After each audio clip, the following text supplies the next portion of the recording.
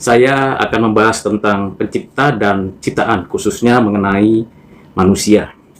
Pada pertemuan sebelumnya, saya sudah membahas tentang siapakah Kristus dan tentang keselamatan, khususnya mengenai pribadi kita sebagai manusia, sebagai ciptaan.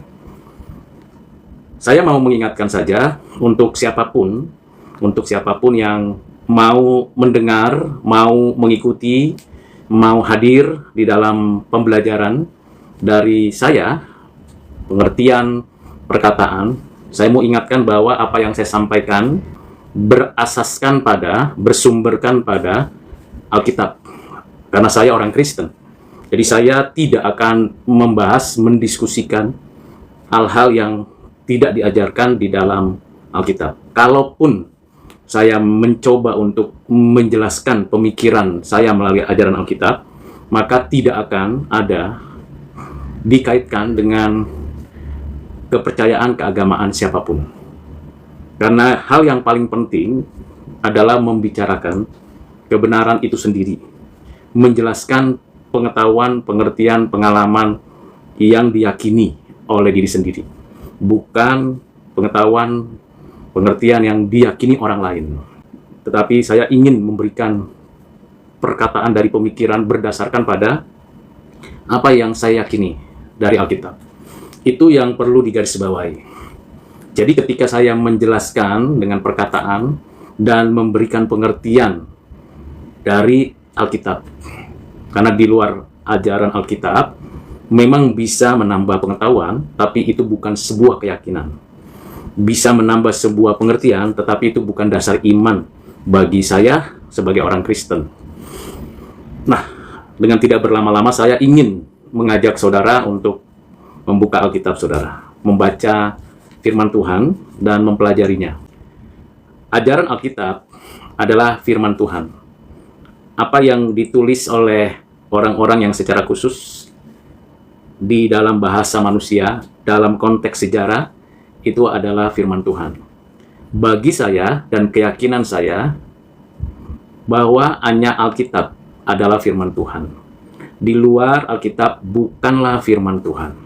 Tulisan manusia, respon manusia terhadap alam, terhadap dirinya, atau terhadap apapun.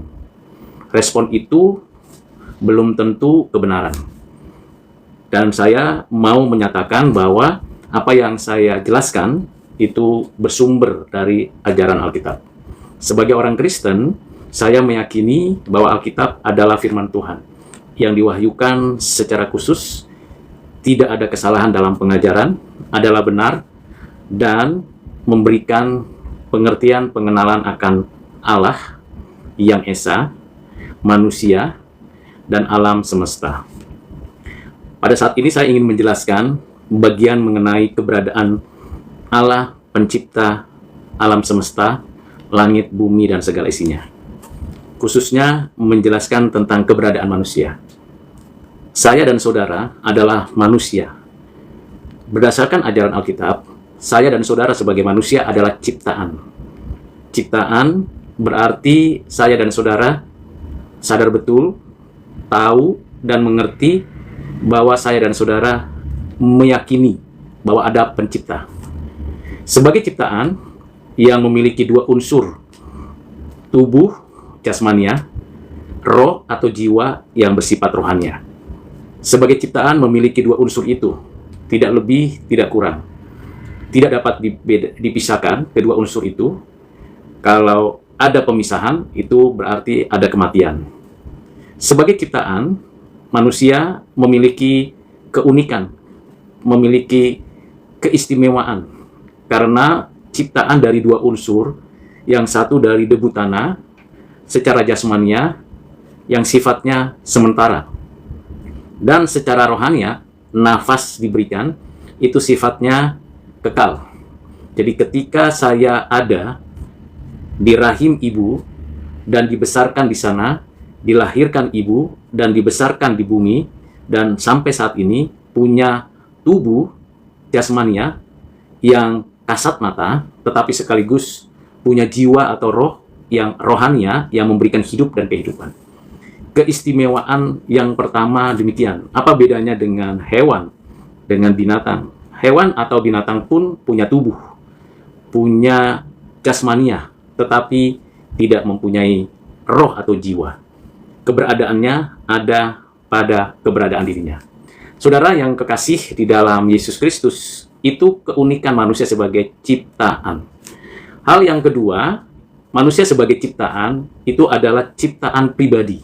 Jadi kalau kita bicara ciptaan pribadi, berarti berbeda dengan hewan, berbeda dengan tumbuhan, berbeda dengan yang lainnya, dengan materi, dengan apapun yang ada di alam ini. Sebagai ciptaan pribadi. Mengapa penting kita mengerti sebagai ciptaan pribadi? Karena sebagai ciptaan pribadi, manusia memiliki setidaknya 3 kategorial, yaitu berpikir atau makhluk rasional, berelasi yaitu makhluk sosial, dan berfungsi keberadaannya secara emosional.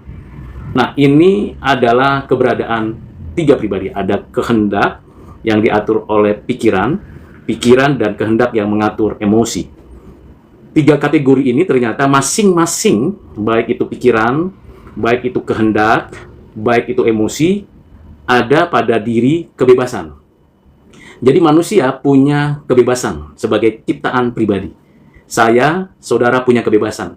Kebebasan berpikir, kebebasan berkehendak, kebebasan beremosi, berperasaan.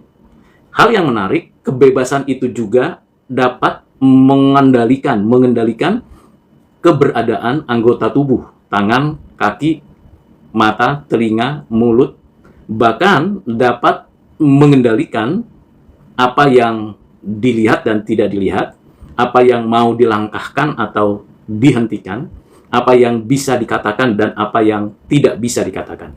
Jadi manusia punya kebebasan sebagai ciptaan pribadi menggunakan semua kategori pikiran, kehendak, afeksi, perasaan, dan sekaligus menggunakan dan memanfaatkan fungsi indrawi.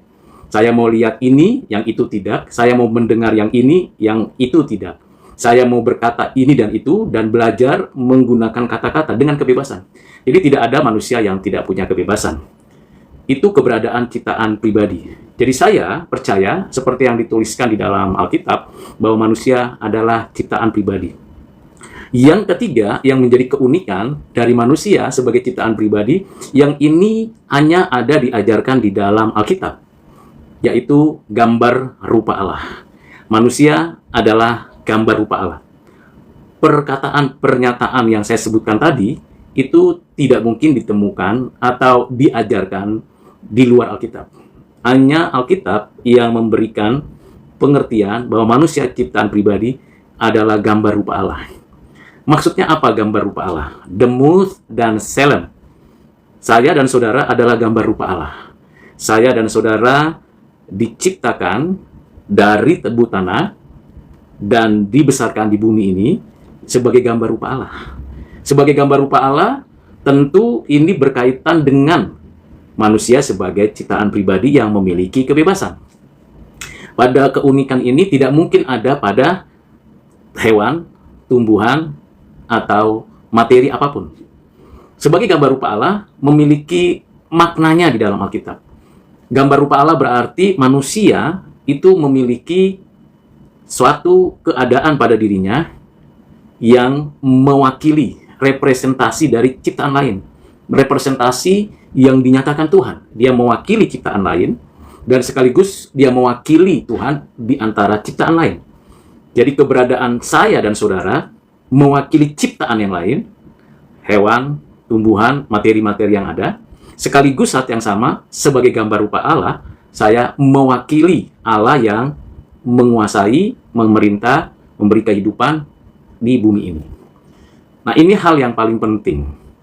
Kata mewakili ini berkaitan juga dengan apa yang menjadi sifat penting yang perlu diketahui oleh saya dan saudara sebagai ciptaan pribadi menurut gambar rupa Allah yang mewakili ciptaan lain dan yang mewakili Allah yang mencipta, yaitu sebagai makhluk yang rasional, yang memiliki satu keberadaan, diberikan kapasitas untuk berelasi. dan diberikan kemampuan untuk mengatur, mengelola bumi ini. Jadi sebagai ciptaan pribadi yang memiliki kapasitas itu sebabnya saya dan saudara selalu berupaya untuk memfungsikan akal pikiran, berpikir, lalu membangun relasi. Dari sejak dalam kandungan sampai menjelang kematian, setiap orang membutuhkan, memerlukan orang atau pihak lain untuk menyatakan keberadaannya, membangun relasi. Dan manusia, saya dan saudara pastinya memiliki kapasitas memfungsikan semua anggota tubuh, semua indrawi, semua kerangka berpikir untuk mengelola bumi, untuk mendapatkan hasil dari bumi, untuk bekerja berkarya di bumi ini. Nah, itu sebagai ciptaan pribadi. Artinya, saya punya sifat karakter yang tetap berfungsi, akal, relasi, dan kekaryaan. Lalu, bukan hanya itu, maka saya sebagai ciptaan pribadi yang image of God atau gambar rupa Allah, maka saya dan saudara diberikan kapasitas yang lebih daripada ciptaan lain, yaitu sebagai ciptaan yang menunjukkan 3 hal: pengetahuan, keadilan, dan kesucian. Pengetahuan artinya saya dan saudara sejak dari kandungan sampai nanti masuk ke liang kubur, saya dan saudara terus berusaha, terus mendapatkan pengetahuan. Pengetahuan yang diajarkan atau yang dialami secara informal maupun secara formal. Pengetahuan yang diajarkan atau pengetahuan yang saya ajarkan kepada orang lain. Jadi, saya sebagai makhluk yang selalu berupaya untuk mencari tahu, menyampaikan pengetahuan, menjelaskan pengetahuan, dan sebagainya. Itu adalah ciri khas kemanusiaan. Jadi tidak ada manusia yang tidak tahu apa-apa, dan tidak ada manusia yang tidak memberitahu apapun yang tentang keberadaan yang dia alami. Hal yang kedua adalah manusia punya keinginan untuk menegakkan keadilan. Mana yang perlu dikatakan salah, dan mana yang perlu dikatakan benar. Mana yang perlu dikatakan baik, dan mana yang perlu dikatakan jahat. Mana yang perlu dikatakan indah, dan yang mana yang perlu dikatakan buruk. Jadi ada satu sikap keadilan. Keadilan berdasarkan pengetahuan. Pengetahuan berkaitan dengan realitas, kenyataan. Kenyataan mencakup 3 hal tadi. Apa saja itu? Pengetahuan mencakup yang ada dan yang ada itu seperti apa. Kedua, berkaitan dengan yang ada itu diselidiki, dicermati, dimengerti, lalu mendapatkan pengetahuan, dialami, baik secara personal maupun secara komunal. Yang ketiga adalah punya nilai. Apakah ada nilainya setiap pengetahuan, pengalaman, pengertian yang kita peroleh? Ini gambaran yang paling kompleks tentang keberadaan manusia. Itu sebabnya saya dan saudara adalah ciptaan pribadi menurut gambar rupa Allah yang begitu kompleks. Tidak bisa kita serta-merta menempatkan pribadi kita masing-masing dengan ciptaan lain. Tidak pula kita sesuka hati membandingkan keberadaan kita dengan ciptaan lain. Kita lebih unggul dari hewan, binatang, tumbuhan, pepohonan, materi padat, gas, cair, dan yang lainnya. Nah, dari pengertian pemahaman ini, maka kita, saya dan saudara sebagai sesama manusia, harus menyadari tanggung jawab sebagai sesama manusia. Jadi saya dan saudara, berdasarkan ajaran Alkitab, adalah gambar rupa Allah yang harus saling menghargai, saling memberikan pengertian, saling memberikan penghormatan bahwa kita, saya dan saudara adalah sesama manusia. Tetapi tugas tanggung jawab kita tidak untuk menaklukkan sesama manusia. Tugas tanggung jawab kita bukan untuk menindas sesama manusia, bukan untuk menganiaya dan meremehkan, melecehkan sesama manusia. Tidak demikian. Sesama manusia, saya dan saudara haruslah bermitra, bergandengan tangan, mengelola bumi ini, memelihara bumi ini, memerintah bumi ini, karena saya dan saudara adalah ciptaan pribadi menurut gambar rupa Allah. Ini prinsip dasar. Sehingga kita tahu tanggung jawab masing-masing. Ketika saya hadir dan lahir dan ada di Indonesia, ada di Asia Tenggara, ada di Asia, ada di dunia ini, maka pada saat itu saya dan saudara punya tanggung jawab kepada pencipta. Pencipta saya dan saudara. Pencipta memberikan kepada setiap orang satu makna dalam kehidupan. Dan makna itu memiliki dampak atau keseluruhan daripada dampak dari kehidupan manusia. Apa maknanya? Apa yang perlu diketahui dari keberadaan saya dan saudara sebagai ciptaan pribadi menurut gambar rupa Allah? Yaitu memuliakan Allah dan menikmatinya. Jadi tanggung jawab saya dan saudara selain menyadari bahwa saya mewakili ciptaan yang lain, saya mewakili Allah di atas bumi ini, saya memuliakan Allah dan menikmatinya. Dengan jalan apa saya dan saudara memuliakan Allah? Menikmati Allah di dalam keseharian dan kehidupan kita dengan jalan melakukan satu tindakan yang konkret, memelihara, menjaga, dan memerintah bumi ini dan segala isinya. Jadi di antara sesama manusia tidak ada yang namanya suatu tindakan untuk menguasai dan untuk dikuasai, untuk memiliki otoritas lebih daripada apapun atas manusia lain. Nah, ini yang mesti saya dan saudara mesti pikirkan. Kenyataannya perbudakan terjadi di mana-mana.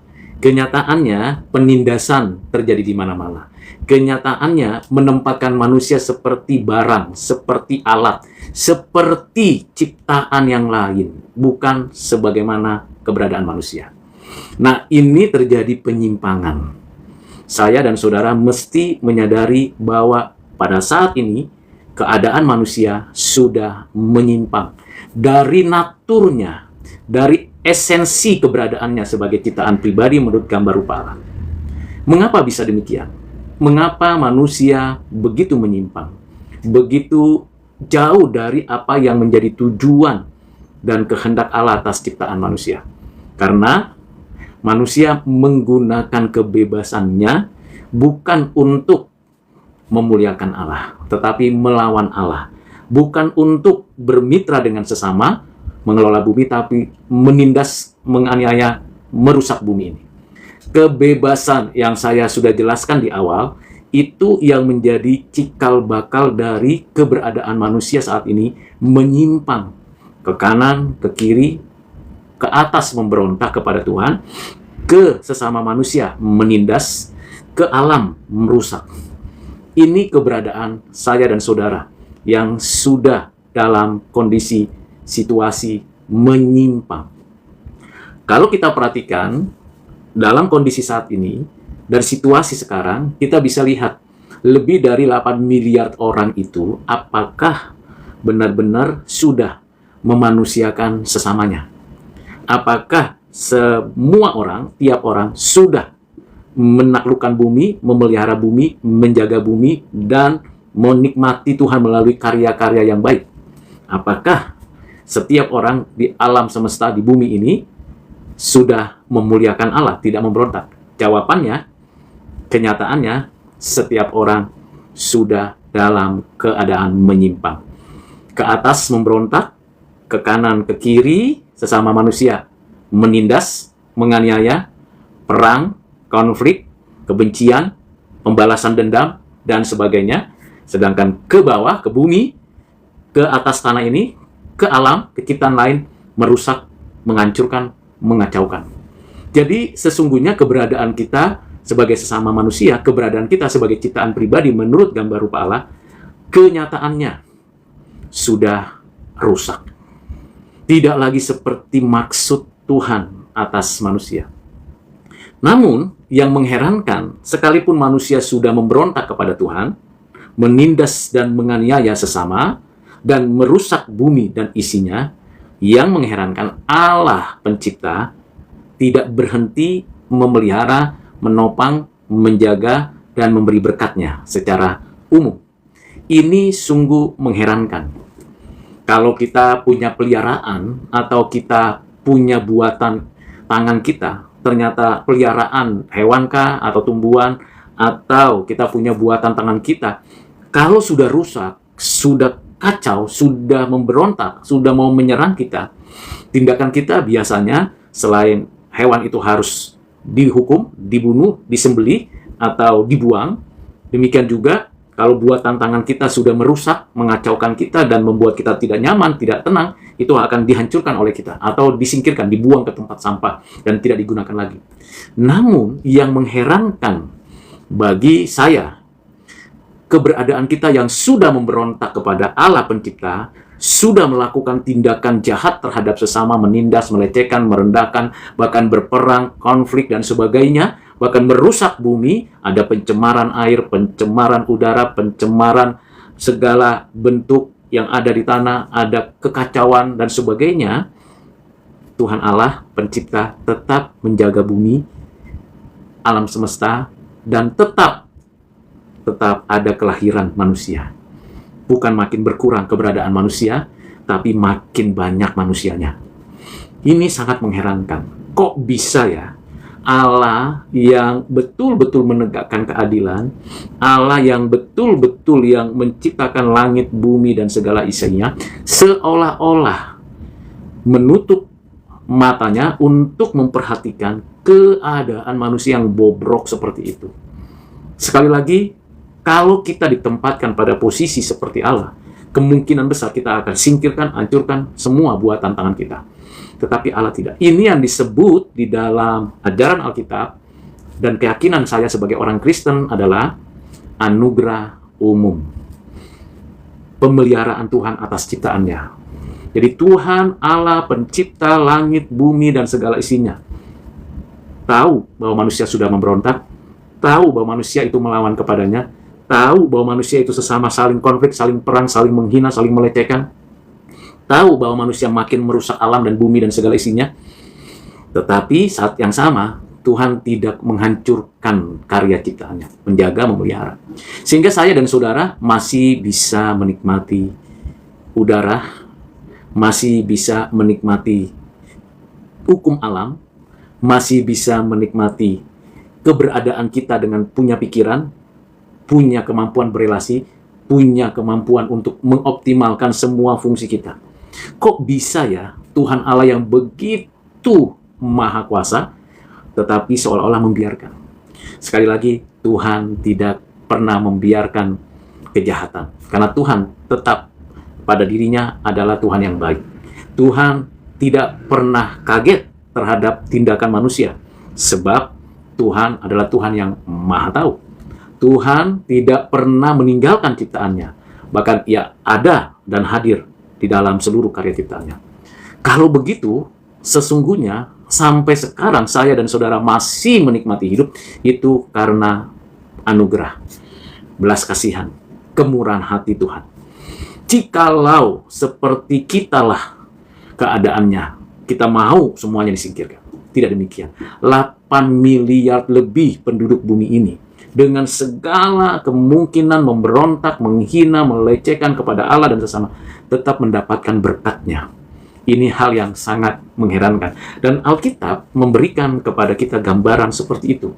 Ketika Adam dan Hawa dengan sadar, dengan sengaja memberontak kepada Allah, tidak menaati firman-Nya, dan saling menyalahkan antara Adam dan Hawa, bahkan merusak apa yang ada di taman itu, manusia bahkan diusir keluar dari taman itu, manusia tetap diberikan hidup, kehidupan, beranak cucu, bertambah banyak, dan memenuhi bumi sampai sekarang.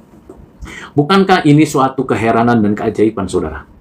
Jadi pengajaran Alkitab memberikan kepada kita pengenalan akan Allah yang tidak pernah meninggalkan karya ciptaannya. Karya Allah yang memelihara ciptaannya. Di tengah keberadaan manusia yang sudah berdosa, sudah berbuat jahat, sudah memberontak kepada Allah, Tuhan Allah masih memberikan hidup dan kehidupan. Bagaimana bisa itu terjadi? Kalau bukan Allah yang sejati, kalau Allah yang hanya murka saja, kalau Allah yang hanya Dia bertindak berdasarkan kesucian saja, maka semuanya kita tidak mungkin ada lagi. Kita akan habis lenyap. Mengapa demikian? Ini menjadi pertanyaan yang sangat signifikan untuk dipikirkan. Karena saya dan saudara makhluk berpikir. Berpikirlah. Karena saya dan saudara adalah makhluk spiritual, makhluk rohani. Coba renungkan. Karena saya dan saudara adalah makhluk relasi. Coba bangun pemikiran dengan realitas yang ada. Bangun pikiran dengan relasi yang ada di alam. Kok bisa ya seperti itu? Ada murka Allah atas manusia berdosa, dan sekaligus ada kasih Allah yang dinyatakan untuk manusia menikmati berkat-berkat-Nya. Nah, saya coba bayangkan dan pikirkan. Ini bukan keberadaan yang sifatnya seperti keadaan kita yang sebentar marah, sebentar baik-baik saja, tidak demikian. Ini adalah natur, atribut, karya dari Allah atas ciptaannya khususnya pada manusia. Mengapa demikian? Karena ada bagian yang perlu saya dan saudara ketahui tentang keberadaan saya dan saudara sebagai ciptaan pribadi, yaitu penebusan. Allah telah menetapkan sebagian yang diciptakannya mendapatkan belas kasihan dan penebusan. Saya dan saudara tidak tahu daftarnya dari 8 miliar orang yang saat ini masih ada dan hidup, mungkin bertambah menjadi 9 miliar, 10 miliar, atau berikutnya. Yang pasti masih banyak manusia yang akan hadir dan lahir di bumi ini. Pertanyaannya, apakah semuanya akan mendapatkan belas kasihan? Iya, belas kasihan secara umum. Tetapi hanya sebagian saja berdasarkan ketetapannya yang beroleh dan menikmati suatu kata yang paling penting. Dibawa kembali, diciptakan ulang kembali menjadi ciptaan yang baru.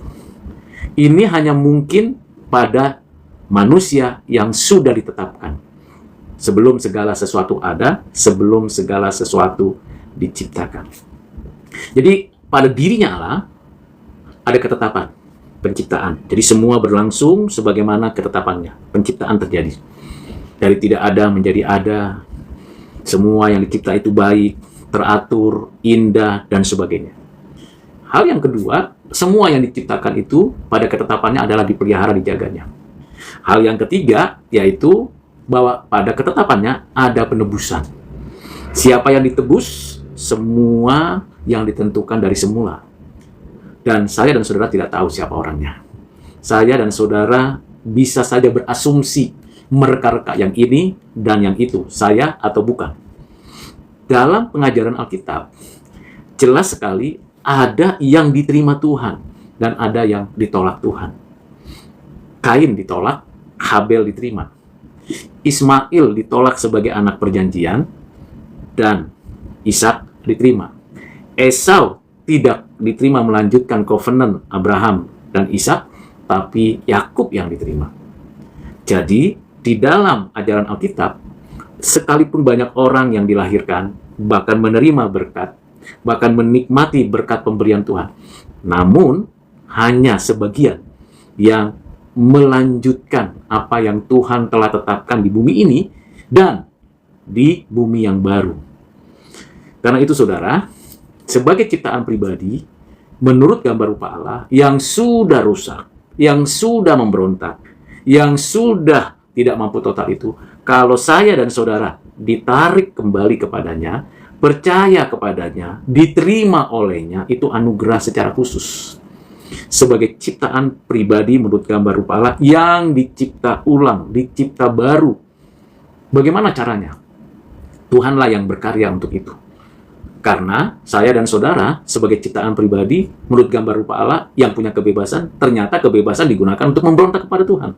Sekarang hati kita, hati saya dan saudara yang tadinya awalnya itu memberontak kepada pencipta, sekarang diarahkan hatinya, diubah hatinya, diperbaharui hatinya menjadi baru oleh Roh Tuhan, lalu menaati Tuhan, tunduk kepada Tuhan, dan dituntun untuk mengasihi sesama. Jadi seperti yang Tuhan Yesus katakan, kasihilah Tuhan Allahmu dan kasihilah sesamamu, untuk menyelenggarakan apa yang dimandatkan Tuhan, memelihara, menjaga bumi ini dan segala isinya. Karena itu, saudara, hanya mereka, saya dan saudara, yang sungguh-sungguh bisa datang kepada Tuhan, bisa dengan mulut dan dengan hati mempercayai apa yang diajarkan di dalam Alkitab. Itulah yang dikembalikan kepada kesejatian kemanusiaannya. Nah, siapa yang menjadi contoh? Adakah yang menjadi contoh kemanusiaan yang sempurna setelah Adam jatuh dan keturunannya berdosa, dan kita pun berdosa memberontak kepada Tuhan? Tidak ada seorang nabi pun, tidak ada seorang imam pun, tidak ada seorang raja pun yang dapat dijadikan contoh, bahkan rasul sekalipun. Kalau begitu, kita berada dalam kondisi tidak punya contoh, tidak punya sosok pribadi yang memberikan kepada kita bagaimana seharusnya, sewajarnya sebagai sesama manusia. Kalau tidak ada yang memberikan contoh, apakah ada yang bisa kita pelajari dari raja-raja di Israel seperti Raja Saul, Raja Daud, Raja Salomo? Ada pasti hal baik. Namun semuanya ada kelemahan, kecerobohan, keterbatasan mereka masing-masing. Adakah nabi yang memiliki kesempurnaan kemanusiaannya? Bisa kita contoh kepemimpinan Musa. Kita bisa contoh keberanian Nabi Elia. Kita bisa contoh ketekunan Nabi Yesaya, Yeremia, dan Yeskil dalam pelayanannya. Kita bisa contoh bagaimana keteguhan iman dari Daniel sebagai nabi di zaman itu. Tapi semua nabi yang hadir dalam sejarah tetap adalah manusia yang ada kelemahannya, ada kekurangannya, ada keberdosaannya. Jadi siapa yang bisa menjadi contoh? Imam. Para imam yang mewakili umat untuk beribadah kepada Tuhan, ternyata juga mereka ada yang melakukan kejahatan, bahkan melakukan tindakan yang tidak diperkenan kepada Tuhan. Jadi dengan demikian, saudara, tidak ada satu orang pun yang dapat menjadi contoh. Para tokoh-tokoh budaya, tokoh-tokoh pemikir filsafat, tokoh-tokoh pemikir ilmu pengetahuan, tokoh-tokoh orang-orang penting, bahkan pendiri agama. Ada 4.000 agama di dunia ini, kepercayaan, dan sebagainya. Para tokoh-tokoh itu, para pendiri-pendiri agama dan kepercayaan yang hebat-hebat itu, ternyata tetap dalam keadaan yang tidak sempurna. Bahkan kalau kita telusuri dengan teliti, semua nabi, semua raja, semua imam, semua tokoh agama kepercayaan yang 4.000 kepercayaan itu, dan seluruh orang-orang penting dan orang-orang hebat, semuanya meninggal, dikubur, sudah menjadi tulang belulang, bahkan sudah bersatu dengan tanah. Sama seperti saya dan saudara akan kembali tubuh ini kepada debu tanah dan akan bersatu dengan bumi ini, tubuhnya, sementara rohnya kembali kepada Tuhan. Jadi kalau demikian, maka sesungguhnya harapan dari manusia sebagai ciptaan pribadi menurut gambar rupa Allah yang sudah memberontak kepada Tuhan Allah, yang sudah melakukan penindasan, penganiayaan, pelecehan, peremehan kepada sesama manusia, yang sudah merusak bumi ini dan segala isinya, bahkan melakukan tindakan-tindakan pencemaran atas bumi ini, kerusakan atas bumi ini, tidak ada harapan lagi.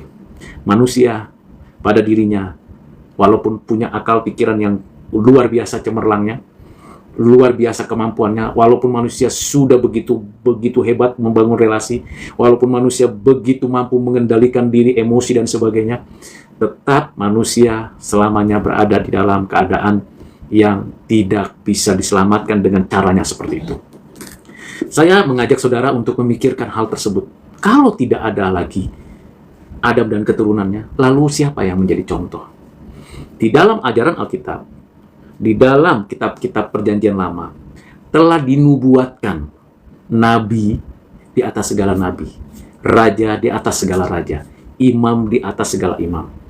Dia dari Allah menjadi seperti manusia, menjadi manusia, dan tinggal di antara manusia, sama seperti saya dan saudara manusia, dan sempurna. Tidak berdosa, tidak berbuat dosa, tidak melakukan keberdosaan, baik pikiran, kehendak, maupun emosinya. Siapakah yang dimaksud dalam Perjanjian Lama? Siapakah yang ditulis dalam Perjanjian Baru yang menggambarkan tentang pribadi tersebut?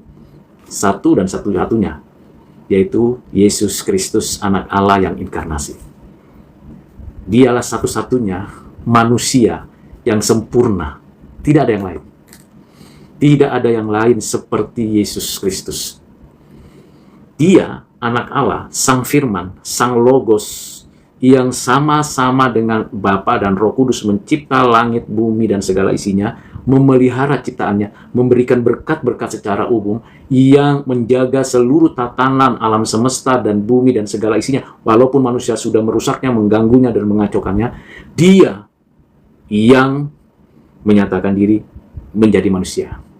Kemanusiaannya bukan pura-pura. Ada fakta historisnya, kelahirannya, kehidupannya, penderitaannya, bahkan kematiannya.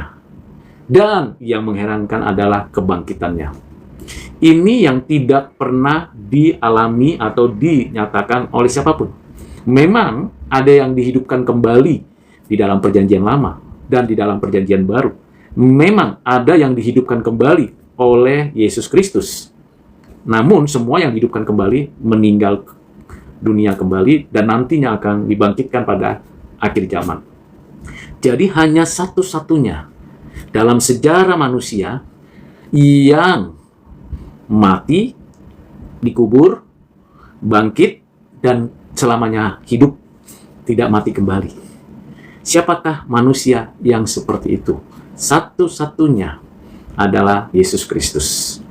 Nabi mana yang sudah bangkit? Belum ada. Nanti kedatangan Tuhan kembali, dia akan bangkitkan. Imam mana yang sudah bangkit? Belum ada. Rasul mana yang sudah bangkit? Belum ada. Pendiri agama mana yang 4.000 kepercayaan itu yang sudah bangkit? Belum ada. Jadi satu-satunya yang sudah bangkit dan menyatakan kemenangan atas maut hanya Yesus Kristus. Dialah contoh, teladan, satu-satunya kemanusiaan yang sejati. Taat kepada Allah, mengasihi sesama, dan memelihara bumi. Menjaga bumi ini dengan baik. Ketika ia menyatakan kebenaran, ketika Yesus mengajarkan tentang kasih, dia mengajarkannya. Dia tidak membawa pedang untuk memberitakan kabar baik. Dia tidak melakukan tindakan kejahatan untuk membawa orang mengalami kehidupan yang baru. Dia dengan cinta kasih, dengan kebenaran, keadilan, kesucian, mengajak setiap orang untuk datang kepadanya, berjumpa dengan Allah Bapa, dipimpin oleh Roh Kudus. Itu satu-satunya. Jadi, apa yang saya sudah sampaikan berkaitan dengan manusia sebagai ciptaan pribadi menurut gambar rupa Allah yang sudah memberontak kepada Allah, mau kembali, mendapatkan contoh, dan ada di dalamnya, hanya di dalam Yesus Kristus. Pertanyaannya, untuk menjadi renungan bagi saya dan saudara, apa tujuan hidup saudara sampai umur sekian? Mungkin ada yang umurnya belasan, mungkin ada yang umurnya 20-an, mungkin ada umurnya yang 30-an, 40-an, 50-an, 60-an, 70-an, bahkan 80-an. Apa tujuan hidup saudara? Tuhan sudah menetapkan memuliakan Allah dan menikmatinya. Kalau begitu, bagaimana bisa memuliakan Allah kalau tidak kembali diubah hatinya oleh Tuhan? Karena itu saudara, pada bagian yang pertama tentang pencipta dan ciptaan ini, saya akan hentikan sampai di sini dulu. Pada pertemuan berikutnya, saya akan jelaskan lebih mendalam tentang keberadaan manusia sebagai ciptaan pribadi menurut gambar rupa Allah dan kebutuhan manusia untuk menerima keselamatan, untuk mengalami hidup yang baru, dan bagaimana sikap manusia yang sudah dibaharui untuk tetap melanjutkan hidup sampai kematian tiba, dan bagaimana seharusnya saya dan saudara yang percaya kepada Allah yang Esa itu sungguh-sungguh mengikut Yesus Kristus, seperti yang dikatakan oleh Yesus Kristus kepada murid-muridnya. Ikutlah aku, pikul salib, dan ikut aku. Jadi jadilah pengikut Yesus Kristus, bukan pengikut manusia yang berdosa. Jadilah pengikut Yesus Kristus, dia yang sudah bangkit, bukan pengikut manusia yang tidak pernah bangkit dari kematian atau belum pernah dibangkitkan dari kematian dan kuburnya masih ada di sana. Tetapi jadilah pengikut Yesus Kristus, satu-satunya manusia yang sempurna. Dan sekaligus mesti diingat, dia adalah pencipta yang menciptakan langit dan bumi dan segala isinya. Dia adalah anak Allah yang setara dengan Bapa dan Roh Kudus. Dialah yang datang memberikan hidup dan kehidupan bagi siapa saja. Kita akan belajar bagian tersebut pada pertemuan yang berikutnya. Ikuti terus apa yang sudah disampaikan, kiranya bermanfaat bagi saudara sekalian. Tuhan Yesus memberkati saudara. Amin.